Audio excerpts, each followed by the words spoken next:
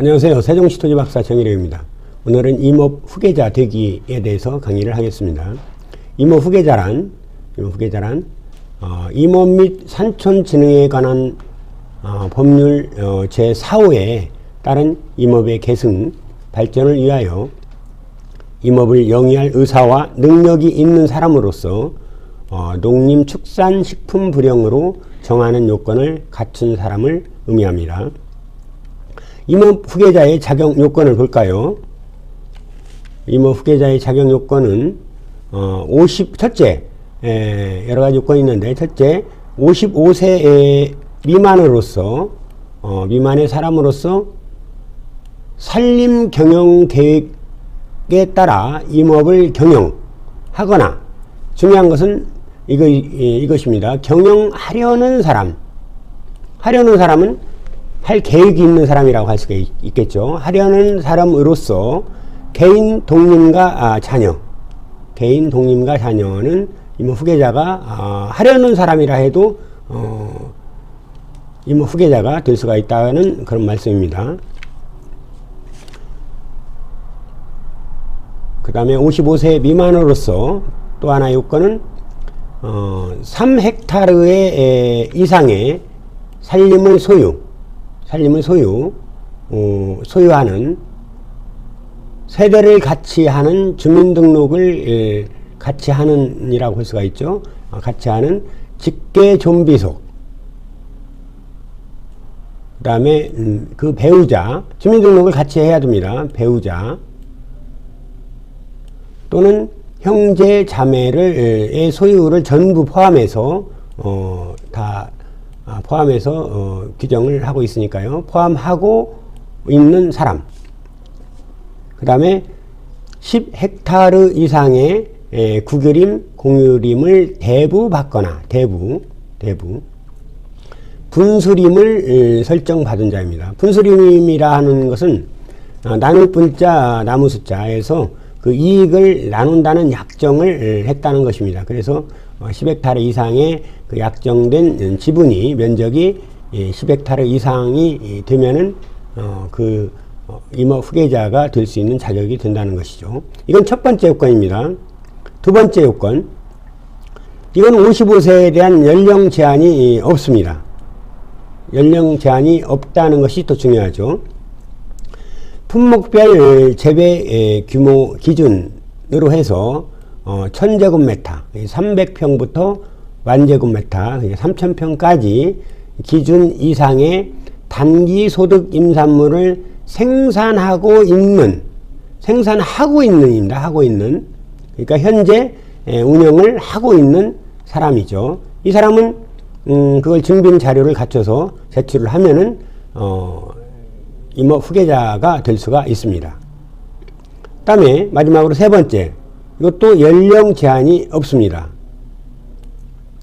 품목별 재배 기준 1000제곱미터에서 10,000제곱미터까지 그 이상에서, 중요한 것은 이게 중요합니다. 생산하려는 사람. 이거는 현재 재배지가 현재 없어도, 재배를 하고 있지 않아도 된다는 그런 규정이겠죠. 하는 사람으로서 다음 요건을 충족하는 자. 다음 요건은 뭘까요? 다음 요건은 교육 관련 그런 충족을 해야 되는데요. 임업 분야에 40시간 이상 교육을 이수해야 됩니다. 40시간 이상의 교육을 이수한 자, 단 임업 관련 대학이나 고등학교 졸업자에 한해서 교육을 면제합니다. 아까 말씀드린 대로 요거는 그런 계획하에 현재 임산물 수익 활동을 하지 않아도 계획을 세우고 그 임업 활동을, 임업 생산을 하려는 사람을 얘기합니다. 그래서 40시간 이상 교육을 이수한 자는 그 이수증을 가지고, 증빙 자료를 가지고 관할 시장 군수구청장에게 제출을 하면 되겠죠. 또한 그 사업계획서에 기준 규모 이상 기준 규모 이상이 있습니다. 예를 들어서 아까 나중에 나오겠지만은 그 10,000제곱미터 또는 그 3,000제곱미터 그런 요건이 다 있습니다. 그건 나중에 설명해 드리겠습니다. 재배 포지 및 사업 계획을 수립한 자. 사업 계획이라는 건 뭐죠? 현재 하지 않아도 앞으로 계획이라는 거죠. 그 계획을 수립하고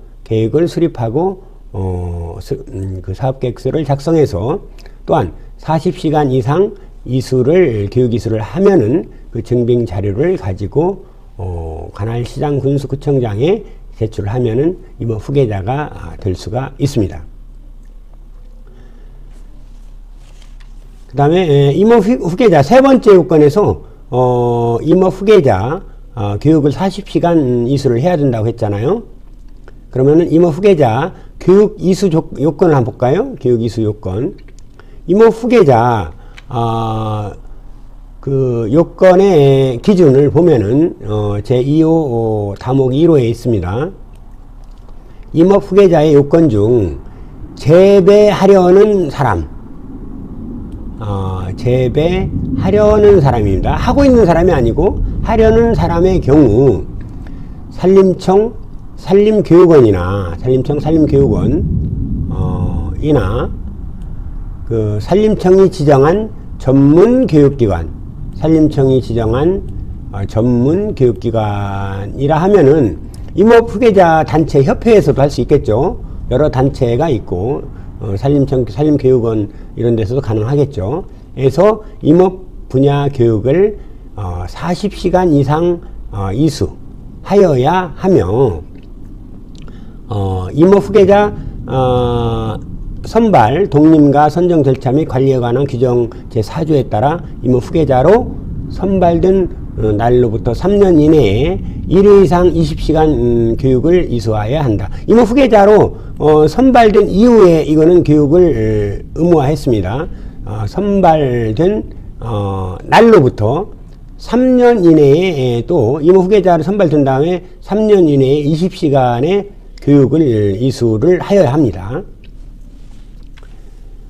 그러면은 교육도 두 가지 종류가 있죠. 실질적으로 그 대면 교육이 있고 사이버 교육이 있습니다. 그러면은 사이버 교육, 컴퓨터상으로 사이버 교육도 인정을 하고 있어요. 근데 사이버 교육도 요건이 있습니다. 사이버 교육은 농업교육 포탈에서 교육과정 선택 및 신청을 할 수가 있는데요. 사이버 교육은 임업 분야의 대면 교육을 40시간을 인정하는데, 그러면은 그 바쁜 사람들은 40시간을 다 못 채우지 않습니까? 그러면은 사이버 교육을 일부 인정을 해주는데, 그 인정된 범위가 이수 시간의 50%인데 그것도 한도가 있습니다. 최대 20시간까지만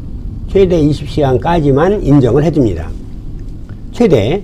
그러니까 20시간을 이수하면은 10시간만 인정을 하겠고요. 그런데 100시간을 그 사이버 교육을 내가 막 지식을 쌓는다고 공부를 했어요. 그 인터넷 상으로. 그러면은 50시간이 아니고 20시간만 최대 20시간만 인정을 한다는 것입니다.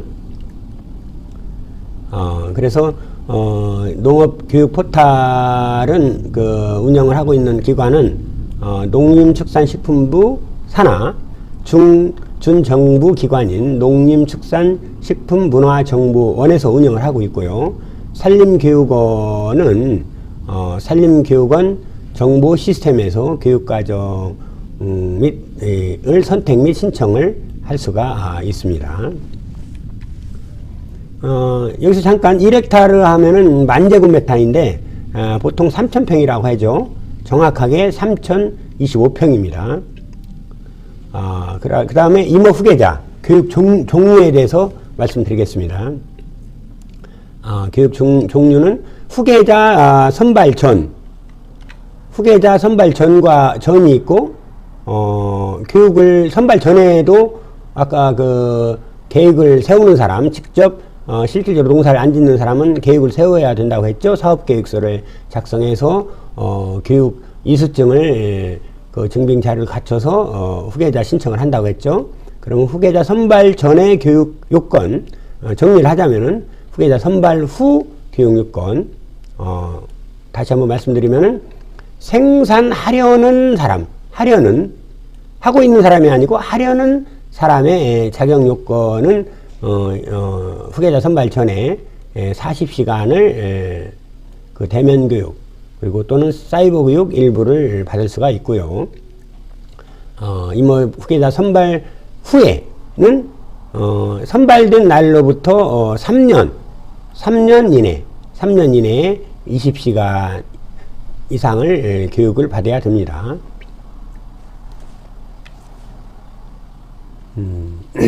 그 다음에 임업 후계자 선정 절차를 볼까요?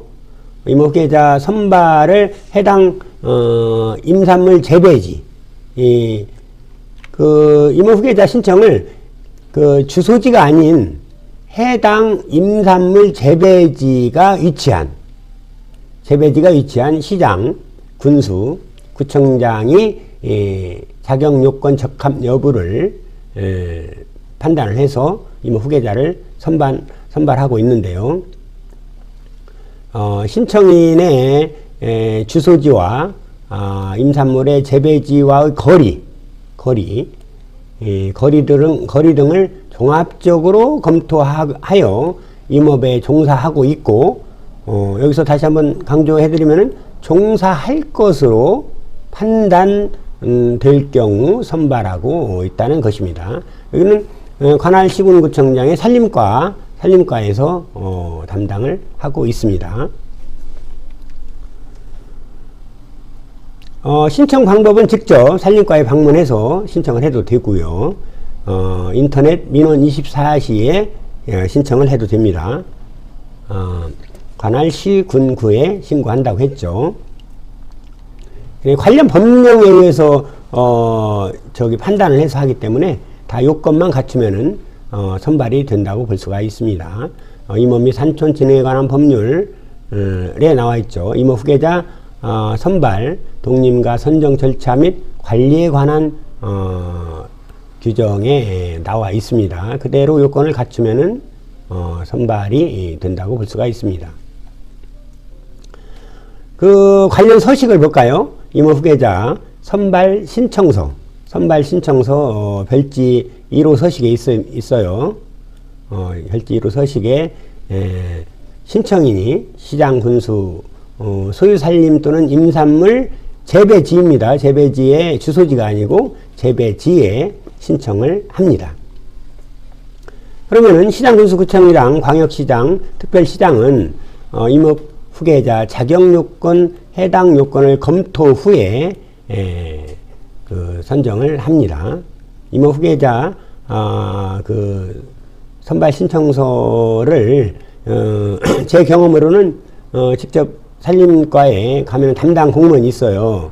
그러면은 그분들한테 그 서식을 요청을 하면은 아주 친절하게 저는 공주에서 했는데 아주 친절하게 설명을 하고 그 서식을 받아서 제가 조금 작성하는데 미비한 점이 있으면은 그분들이 잘 코칭을 해 주시더라고요. 너무 감사한 그런 제가 임업 후계자 선발 그 절차를 밟았습니다.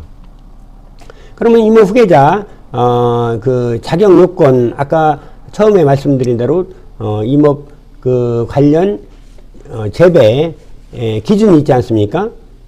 임업 및 산촌 진흥 촉진에 관한 법률 시행규칙 제7조 1항 관련해서 그 나와 있어요. 이 충족 요건을 갖춰야 돼요. 그래서 그 충족 요건을 한번 살펴볼까요? 밤나무가 있고 감, 잣, 대추, 은행, 도토리, 그리고 개암. 어릴 때 이 개암도 상당히 이렇게 조그마한 그 상수리 같은데 그걸 깨서 그 요리를 하지 않고 이렇게 깨먹었던 상당히 기억이 많습니다. 산에 들에 상당히 많이 있어요. 개암나무라고 하죠. 머루, 타래, 수실이 이렇게, 그 분류를 해놨어요. 임업 및 산촌 진흥 촉진에 관한 법률 시행규칙 7호에 7조 제1항에 이렇게 분류를 해놨어요. 복분자 딸기, 그 다음에 산딸기, 석류, 그 다음에 돌배는 그 조그마한 그 상수리보다 작은데 배하고 모양은 똑같은데 아주 작아요. 작아서 이게 아주 익으면 새카매져요. 새카매지는데 그게 물론 이제 그 실생으로 접붙이기 전에 돌배나무를 할 수도 있고 심을 수도 있고 목적으로. 그래서 새카만 열매를 많이 먹곤 했습니다. 근데 면적 기준을 한번 보면은 밤은 10,000제곱미터, 즉 3,000평을 재배하고 있거나 재배를 해야 그 요건이 되겠죠. 밤 위에 요 부분은 3,000제곱미터, 그러니까 900평 정도의 요건을 갖추면 됩니다. 그 다음에 버섯류를 보면은 버섯류를 쭉 나열을 해놨죠. 표고버섯, 송이버섯, 모기, 그 다음에 서기버섯, 능이버섯, 그 다음에 쌀이버섯, 꽃송이버섯, 그 다음에 복령은 원래 자연적으로는 그 죽은 소나무 있죠? 거기에서 그 송진이 쭉 밑으로 이렇게 흘러내려와요. 그래서 그게 굳어서 그 마처럼 이렇게 굳어서 약재로 많이 쓰고 있는데, 백복령이라고도 하죠. 그런 복령 같은 것도 버섯, 균사체로 증식이 되기 때문에 버섯류라고 분류가 되어 있습니다. 재배 규모 및 기준은 표고버섯은 그 53제곱미터, 53제곱미터 하면은 양이 얼마나 될까요?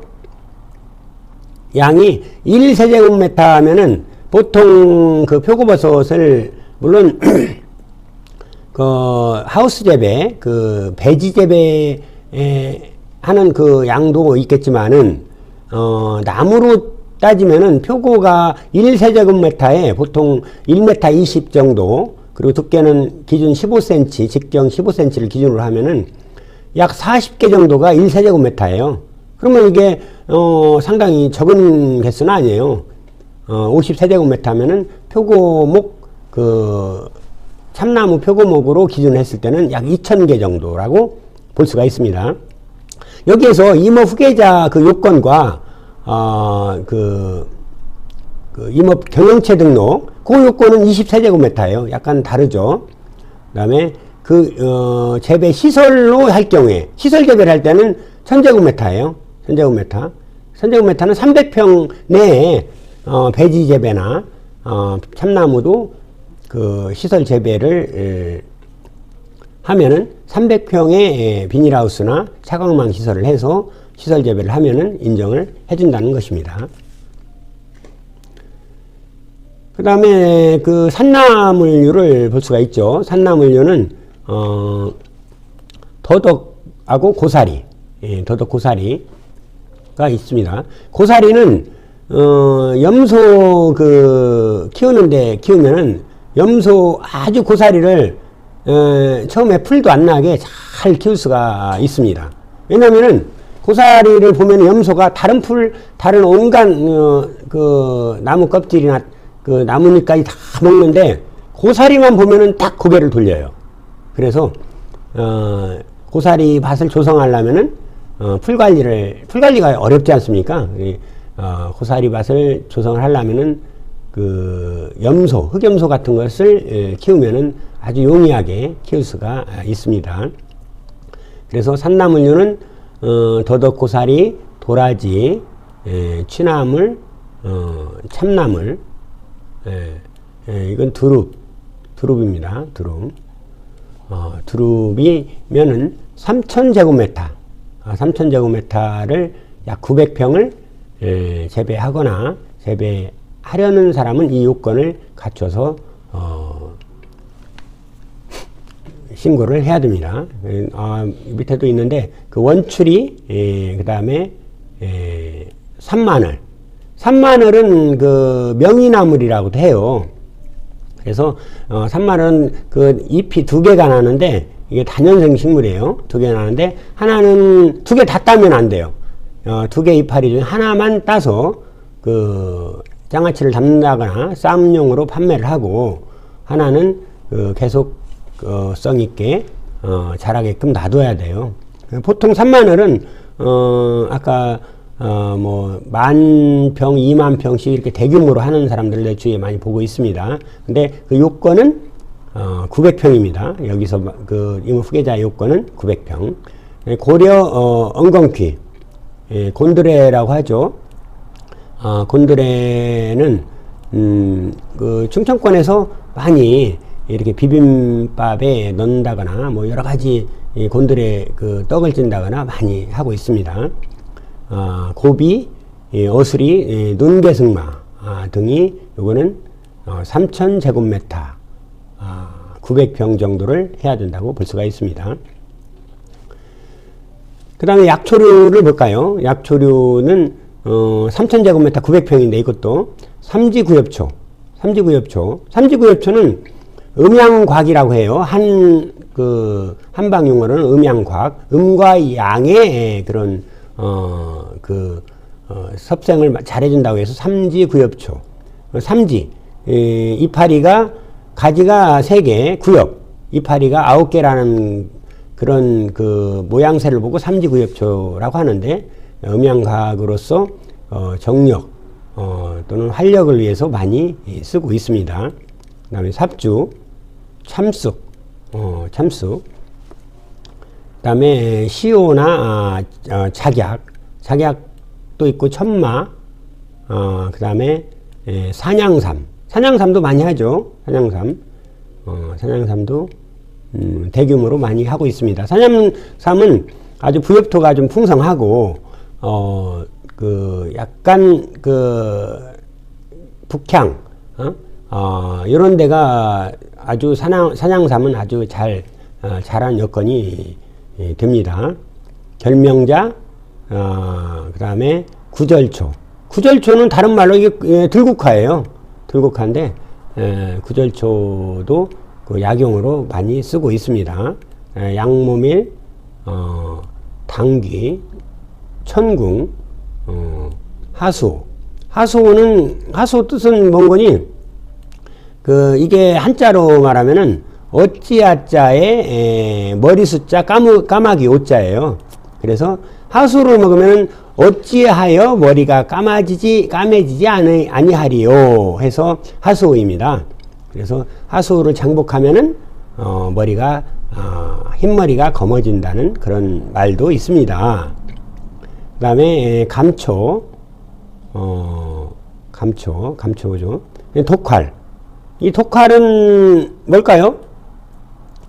독활은 바로 두릅나무 뿌리예요. 그래서 위장이나 그런 건의제로 많이 쓰죠. 위장을 보호하는 독활. 두릅나무 뿌리는 한의학 용어로, 한방 용어로 독활이라고 해요. 그 다음에 도라지가 있고 잔대가 있는데 여기 잔대가 있습니다. 잔대. 그 도라지는 산나물류로 치는데 이 약초류로 치는 이 잔대는 이렇게 약초로 분류를 하고 있어요. 백운풀이 있고 마도 역시 이 약초류로 분류하고 있습니다. 여기서 약초류도 3,000제곱미터 즉 900평까지 인정을 해주고 있습니다. 그 다음에 약용류, 약초류가 있고 약용류가 있습니다. 약초류는 풀초자를 쓰고 그 다음에 약용류는 용자는 약으로 쓰는 나무, 쓸용자를 쓰는 모양이죠. 그래서 약용류는 오미자는 이게 넝쿨 식물인데 약용류로 치네요. 오미자, 그 다음에 오가피나무, 그 다음에 산수유나무, 구기자나무, 두축나무는 이게 신장, 콩팥을 많이 보호한다고 해요. 두충나무. 그 두충나무를 먹으면은 또 이것도 그 콩팥, 방광 쪽을 보호해주기 때문에 정력제로도 많이 쓰죠. 네, 헛개나무. 헛개나무는 이게 약용류인데 이거는 간을 많이 좋게 해준다는 나무입니다. 음나무는 그 다른 말로 엄나무라고도 해요. 이게 가시가 있는 엄나무가 있고, 요즘은 그 중에 뭐 100개 중에 한두 개가 돌연변이가 나와서 가시 없는 나무를 많이 육성을 해서 채취할 때 그 순을 채취하기도 하고 뿌리를 해서 번식을 종근 생산해서 판매도 하는데, 음나무는 요즘은 그 채취하려면 가시 없는 음나무가 상당히 좋습니다. 작업하기가 좋겠죠. 그 다음에 참중나무로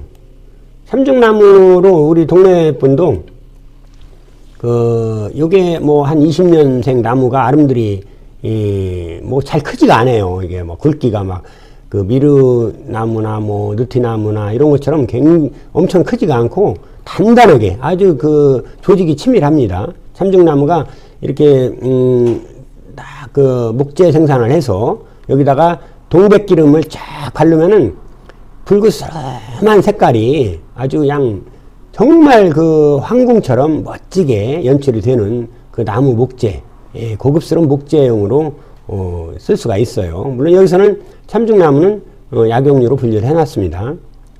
산초나무, 요거는 또 열매를 또 생산하기도 하고요. 초피나무, 온나무도 이 속을 덮여준다고 해가지고 또 암 환자들이나 이런 분들이 이 온나무를 드시면은 상당히 효과를 본다고 하죠. 골담초, 그 다음에 산게름나무, 산사나무, 그다음에 황칠나무는 이게 거의 뭐 관목이라고 할 수 있는데, 이게 아주 막 큰 나무가 되질 않고 이게 남부지방에만 지금 현재 그 온도가 맞기 때문에 그쪽에서 재배를 하고 있어요. 황칠나무도 요즘 많이 뜨고 있는 그 약용류의 하나의 그 나무죠. 꾸지뽕나무도 있고요. 이건 당뇨에 많이 좋다고 합니다. 마가목. 요즘 텔레비에서 뭐 마가목 먹은 흑염소라고 선전 많이 하죠. 이제 또 약용류로 분류를 하고 있습니다. 화살나무는 조경수로도 많이 쓰는데, 화살 모양 이렇게 그 나무에 쭉 그 비늘처럼 쭉 달려있는 화살 모양으로 하고 있다고 해서 화살나무입니다. 목단도 있고, 이것도 약용류도 3,000제곱미터를 재배를 하거나 재배를 할 계획이 있어야 또 임업 후계자의 자격 요건을 갖출 수가 있습니다.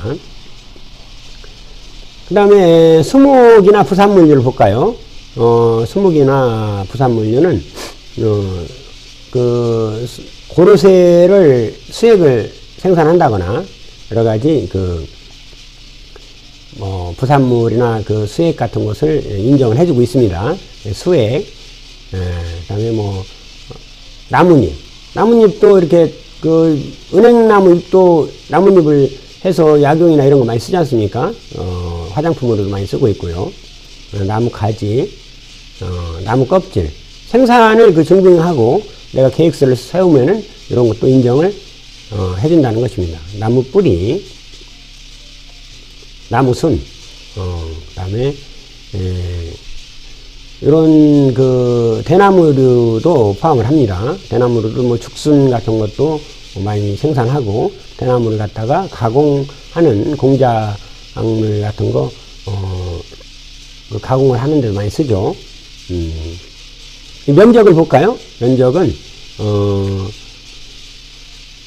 두충나무, 아까 그 신장 방광에 좋은 두충나무하고 청미래는 2,000제곱미터 600평까지만 하면 됩니다. 이 청미래는 뭘까요? 청미래는 명감나무라고 해요. 이렇게 둥글둥글한 이파리에다가 익으면은 빨갛게 그 열매가 아주 예뻐서 조경하는 그런 그 꺾고지 하는 분들도 많이 이용을 하고 있습니다. 네. 은행나무, 음나무, 참중나무는 만제곱미터입니다. 3,000평 상당히 차이가 많이 나죠. 3,000평의 그 면적을 해야 되고요. 참중나무도 여기에서 그 뭐 같은 나무라 해도 내가 그 순을 짚어서 팔겠다. 예를 들어 참중나무도 순을 짚어서 팔겠다 그러면 만제곱미터 3,000평을 해야 되지만은 예를 들어서 뭐 내가 약용으로 쓰겠다 이렇게 입증을 하면은 여기도 나오지 않습니까? 참중나무 같은 참중나무인데 약용으로 증빙을 하면은 900평인데 그 부산물 수목 부산물류로 해서 내가 순을 짚어서 팔겠다 그러면은 3,000평이 돼야 됩니다. 고려서의 자작나무 수액도 만제곱미터죠. 그다음에 관상 산림 식물류를 볼까요? 야생화가 있고 요즘 야생화도 뭐 많이 있죠. 제주 한란 뭐 이런 것들 자생란, 조경수나 분재, 잔디도 인정을 해주고 있습니다. 잔디. 또 요즘 이끼류도 많이 재배를 해서 그 인삼 같은 거 포장하는 거 그런 거 많이 쓰고 있죠. 이것도 증빙을 하면은 이모 후계자가 될 수가 있습니다. 면적을 기준으로 보면은 분재로 할 경우는 2,000제곱미터 600평을 해야 되고요. 이거는 자생란이나 이끼는 1,000제곱미터만 증빙을 하면 됩니다. 300평이죠. 그 다음에 조경수, 잔디, 야생 황 같은 경우는 3,000제곱미터를 하면은 됩니다. 그 밖에 임산물을 볼까요? 그 밖에 임산물도 있습니다. 이 품목 외에 산림자원의 조성 및 관리에 관한 법률 제2조 7호에 따른 임산물로서 그 목재를 얘기합니다. 목재 제품을 포함을 합니다. 토석은 제외가 돼 있죠. 당연히 흙이니까. 그 다음에 이제 종묘 종자 생산업도 인정을 해주고 있습니다. 종묘 생산업도 종묘 생산업 등록을 한 자로서 3,000제곱미터 등록을 한 자로서 3,000제곱미터 이상의 토지를 소유하거나 임차도 가능합니다. 임차 한자도 이렇게 자격 요건을 갖추면은 임업 후계자가 될 수가 있습니다. 자, 마지막으로 임업 후계자 대출 지원 사업 그 혜택을 볼까요? 교육 대출도 받으려면은 교육을 받아야 됩니다. 그래서 교육 받기 대출을 받는 시점부터 전에 3년까지 에서 120시간 이상의 교육을 받아야 그 대출을 받는데 용이합니다. 임업 후계자가 그 임업 후계자 혜택을 볼까요? 임업 후계자 혜택을 보면은 여러 가지 혜택이 있습니다. 뭐 카페, 숙박 등 산림 서비스업을 완화된 기준으로 운영이 가능합니다. 임업 후계자는. 다음에 임산물 생산 및 숲 관련 경영 활동을 통한 소득 창출이 가능합니다. 산림 치유 관련 다양한 프로그램 운영 및 부가수익 창출이 가능하고요. 여러 가지 혜택이 많죠. 그 다음에 정부 지원, 산림청 지원입니다. 정부 지원은 임야 매입 자금을 최대 3억까지입니다. 최대 3억까지. 그러면은 내가 3억짜리를 사는데 3억을 해주냐? 그건 아니에요. 예를 들어서 산림청에서 해준다 하더라도 산림조합에서 해준다 하더라도 인정을 해주면 그 인증 보증서를 가지고 산림조합 은행에 가야 되겠죠. 그러면은 예를 들어서 내가 6억짜리를 샀어요. 6억짜리를 샀는데 감정을 해보니까 항상 감정이 중요해요. 대출은 모든 것이 감정입니다. 감정가가 6억짜리를 샀는데 6억이 다 감정이 나오기는 쉽지 않아요. 보통 6억짜리의 감정이 토지는 보통 80% 그러면은 80%면은 그 4억 8천 정도 감정이 나오겠죠. 그 4억 8천에 대해서 담보 비율이 있어요. 거기에 은행에서 적용하는. 그러면 담보 비율이 그 각 지자체마다 그 경매 낙찰가율에 그 참조해서 이렇게 60% 되는 지역도 있고 65% 해주는 데도 있고 여러 가지 있기 때문에 70% 해주는 데도 있겠죠. 약간 인센티브를 줘서. 그러면은 예를 들어서 65%를 해준다. 그러면은 4억 8천에 대해서 65%면은 3억 정도 되겠죠. 그런 경우를 할 수 있는데 내가 3억짜리를 샀어요. 3억짜리를 샀으면은 감정가가 뭐 2억 5천이 나왔다. 그러면 감정가에 2억 5천에 뭐 70%가 나온다 하더라도 7이 14, 7호 35, 1억 8,500까지 밖에 안 나옵니다. 그래서 그건 참조를 하셔야 되겠고요. 그 다음에 종자 구입자금, 종자 구입자금도 최대 1억까지 해줘요. 그것도 이제 그 비율이 있겠죠. 그 다음에 창업용자 지원금을 3억까지 해주고요. 이거 또 내 임산물 생산업을 창업을 하겠다. 3억까지 해주고 1%를 해줘요. 1% 임약 구입자금도 1%고 종자 구입자금도 1%를 해줍니다. 고정금리는 1%를 해줍니다. 창업용자 지원 자금을 3억 15년 거치 20년 상환으로 해주고 있습니다. 일단 산림청 등에서 공모사업을 자주 해마다 하고 있는데 이것도 관심 있게 보면 아주 그 좋은 점이 많아요. 그래서 최대 여러 가지 그 공모사업 지원금이 천차만별로 나오는데 크게 나오는 건 최대 20억까지 나오는 그런 상품이 있어요.